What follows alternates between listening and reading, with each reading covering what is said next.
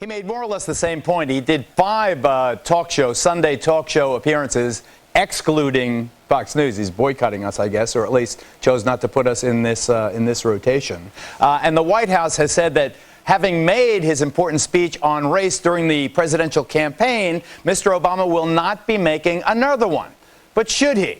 Here to talk about everything from race to ACORN to health care and Coulter, syndicated columnist and constitutional law attorney, and Columbia University professor and Fox News contributor Marc Lamont Hill.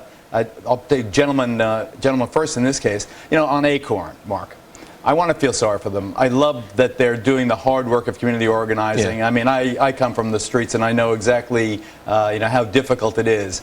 But either they are stinking corrupt or dumbasses. What is it? Yeah, I mean, who knows? Even if they're not corrupt, they're so dysfunctional and they have so little control over what goes on in individual branches that they need to be torn apart. They need to be defunded. I mean, what we saw on that videotape is indefensible. I mean, I defend a lot of stuff on the left, but it's indefensible. Child prostitution, the whole performance artist thing. While funny, it's sad. You know, this has to be something we respond to. But I think your point about constitutionality is important. I disagree with the governor on this. You can't sidestep the Constitution. We're a nation of laws, and if nothing has been done that's illegal based on the procedures, then we can't just defund them. But we do need an aggressive investigation, and Obama and Pelosi and Reid need to be leading the charge on this. Let me ask the constitutional legal scholar about that. I was hoping we'd get to this. What about Article 1, Section 9? I'm so happy that liberals are interested in looking at the Constitution now, and I would like to point out that there is nothing in the Constitution that allows Congress to fund ACORN. So let's start with that one right there. Well, there's statutes that enable them. I mean, there's plenty. No. You've already thrown the Constitution out, and this is not a bill of attainder because it is not punishment not to get a contract from the federal government. Otherwise, there's a bill of attainder against... They are withdrawing funding. This is punishment. Yeah, okay. Then it's a bill of attainder against me because the government isn't giving me anything. Humor me for a second.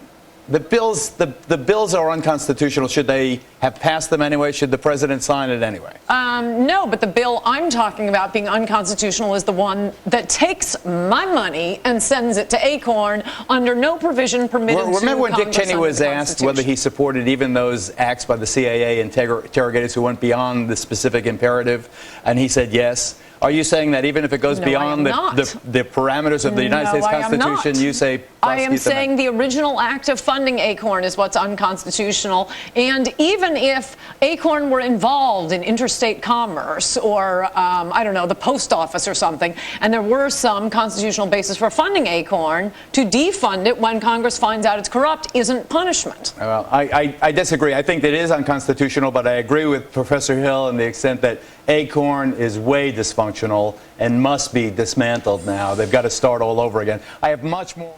In the issue of race, let's talk about race now. Carter, who has said some things that are very controversial, including the comparing Israel to apartheid, but he has not been that vocal on many issues. He spoke out on race. Bill Cosby has been, I think he's the darling of the conservatives in many ways, so he's been very measured. And yet both of them now say that institutionalized racism is a factor in this huge upswell of populist outrage against Barack Obama. What do you say? Well, the headlines I saw on what Cosby said, maybe you can play the tape and maybe I was wrong, but then I heard what he actually said, and it was nothing close to what Jimmy Carter said. So let's concentrate on Jimmy Carter because I think we can't talk about him enough. He is getting to be like Elizabeth Taylor. He's just too big to ignore, but you're just embarrassed watching him. I mean, nobody hears him say something and says, oh, Jimmy Carter is taking a morally self-righteous pose? He never does that. He does it every 6 minutes. And I have to point out, because the media really didn't point this out, the very same day he's accusing Joe Wilson of racism, Osama bin Laden releases a tape recommending 2 of Jimmy Carter's books. First 30 seconds on this side. Go. Well, no, I mean, I happen to think Jimmy Carter was courageous for this, and I think he stood up and did the exact right thing. I agree. Bill Cosby was something else. And Bill Cosby, it's amazing to me that he sees racism in Obama, but not for poor black people. If I had an issue, though, my biggest issue here is that Jimmy Carter, or rather, his biggest issue coming up right after this short commercial. That's racism. We'll be right back. That was racism. Professor Marc Lamont Hill was saying about Jimmy Carter's support for the thesis that Barack Obama's problems are based in race? First of all, I think he's right. Not that he's courageous. Yeah, not that everybody who disagrees with Obama there's plenty of reasons to disagree with Obama that don't make you a racist. But going to the town halls, listening to some of the language, even watching Wilson go from being like a political third stringer to being like this rock star and getting all the street cred with racists, it suggests that there's something going on here. But then there's the question of, is it politically wise? And it seems like whenever Obama tries to get some headway on health care, something racial happens, whether it's Gates, whether it's this. I mean, if he called Kanye West a jackass, I can't imagine what he called Jimmy Carter the other night. Because this puts him on the defensive. Kanye West was a jackass. Absolutely. But you think he used even stronger language about Jimmy Carter? I hope he did. Shut up, I hope he did. Because whenever Obama has to talk about race and whenever people remember that he's black, the polls go down, the ratings go down, and he's on the defensive. That's not a good place to be. Every time they remember I'm Latino, they bring up some kid wading across the Rio Grande River. But that's another issue. But here you have a situation. She brings up Moscone's assassination, Harvey Milk's assassination. You have, let me make this point and I'll get your reaction to this first. I believe it is absolutely malignantly irresponsible to allow armed people, even if the local ordinance permits, anywhere near the President of the United States. I think they are slandering the Second Amendment to the Constitution. Okay, just quickly, Harvey Milk was killed by a Democrat. Just want to get that point in quickly. Because all political violence is committed by the left in this country. And so you want these tea parties to be as safe as post offices and public schools, where people aren't allowed to be armed. So that's a different argument saying you do not oppose people carrying weapons within range of the President of the United States? John Lott has proved over and over again, more guns, less crime.